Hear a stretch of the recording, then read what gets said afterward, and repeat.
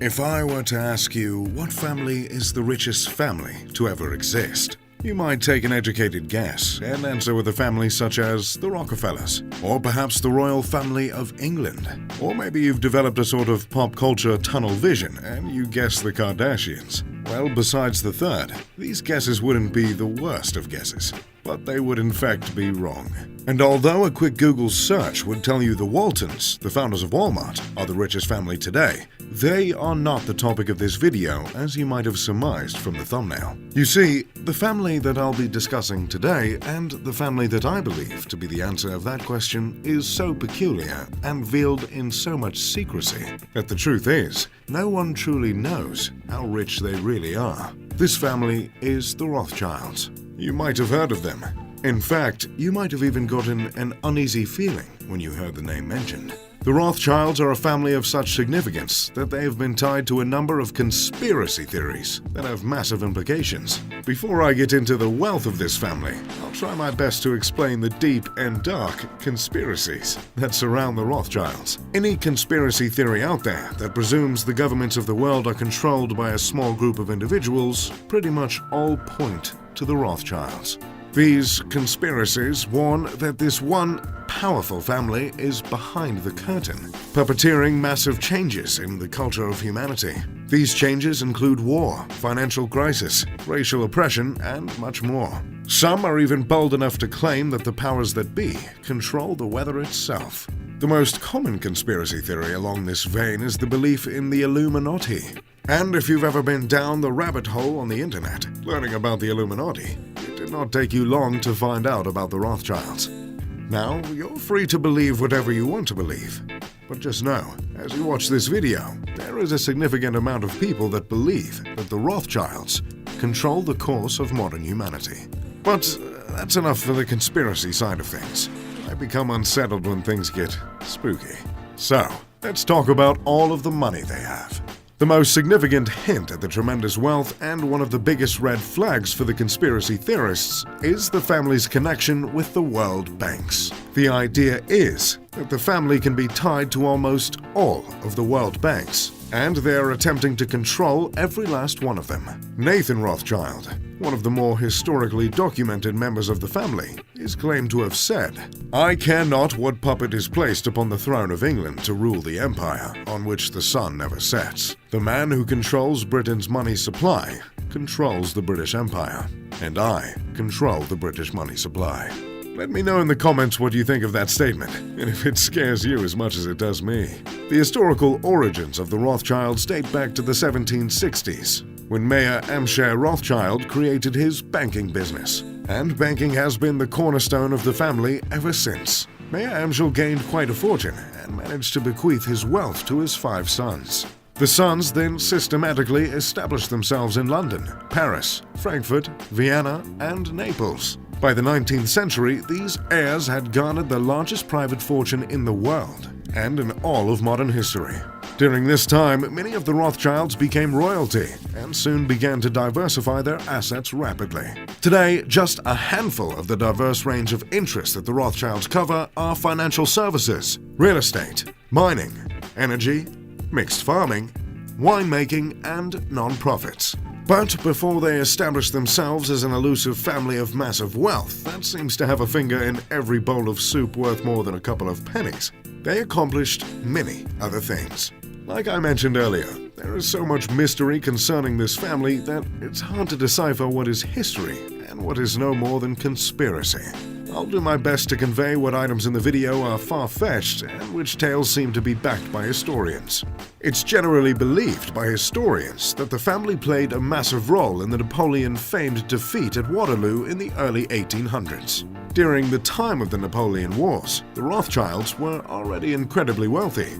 It's believed that Nathan Mayer Rothschild entered the war in 1813 and helped finance the British side to end it. The amount he provided would be the equivalent of $900 million today.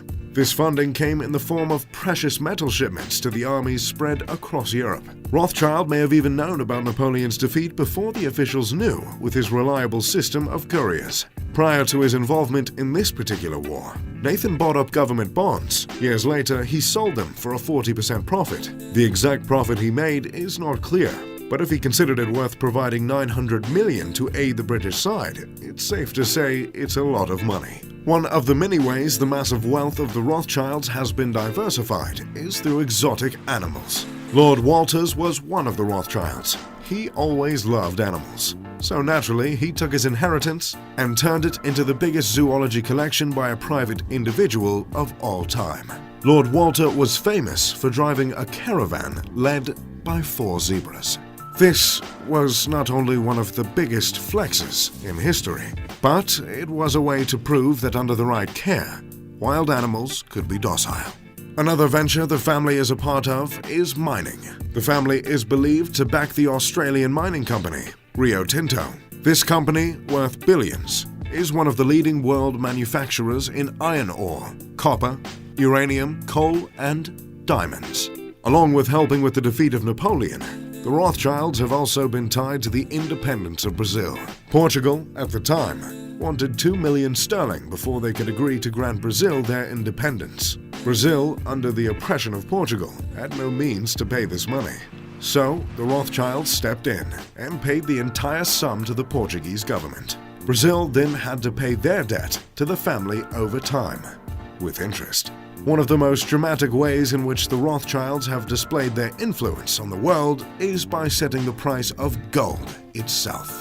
From 1919 to 2004, the Rothschilds, along with other leading traders in the gold industry, met every so often to decide the price of the precious metal. The earliest meetings were hosted and controlled by the Rothschilds themselves, as they decided the cost of the metal that serves as the backbone to most economies, the metal that they own so much of. For the past 150 years, the Rothschilds have been in the winemaking business as well. The Rothschild family owns a multitude of wine estates in France, which include the Château Clermillon, the Château de la Mouette, the Château Rothschild des Armenvilliers, and more. Pardon me, I need to brush up on my French. Their wines at the original 2 estates are under the classification of wines from France's Bordeaux region. But, personally, I prefer a nice smooth whiskey on the rocks. Along with the royal families of Europe, the Rothschilds have also been connected to the Vatican. In 1861, it is believed the Rothschilds paid countless loans to kings across the land of what was not yet Italy. The Italian aristocracy declined this unification conducted by the Rothschilds and forced them to turn to the Bank of the Vatican after their own bank in Naples was being forced to close. Not only did the bank not close, but Italy became unified and is now the country it is today. This idea, believed by many, that the Vatican and the Rothschilds orchestrated the unification of Italy, has massive political implications and only adds to the legacy of mystery of the family. Either way, you can add the Pope of that time to the list of associates of the Rothschild family. Just a few years later, America was in a recession and the family would swoop in once again. Before the Great Depression, the United States was running low on gold and experienced one of the first recessions in its young history. President Grover Cleveland, in an attempt to save the nation, reached out to J.P. Morgan and the Rothschilds to bail out the United States government. In the form of a loan, the 2 parties obliged. The US is just one colonial branch in the Rothschilds' tree of influence. The thing with the Rothschilds is that you're never going to see them in a Forbes magazine.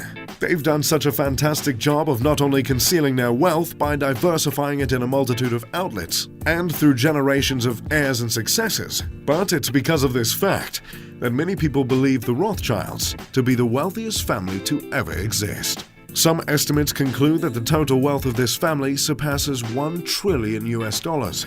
Rarely are known members of the family ever seen in public. And when they do surface ever so often, they're hidden behind a wall of bodyguards and a caravan of black luxury sedans and SUVs that rivals that of the Secret Service. The Rothschilds seem to be a possible answer to the question of who's really in charge. Who has power over even the president? Who is behind the world banks? Who's that guy on a carriage led by a bunch of zebras? These are the questions you can't help but ask. And you can't help but wonder, maybe the Rothschilds are really just all of that. But regardless of whatever conspiracies you choose to associate with, I'm glad you stopped by to check out the video. If you enjoyed, make sure to leave a like and subscribe. As always, I'm Mr. Luxury. Pip pip to doodly doo.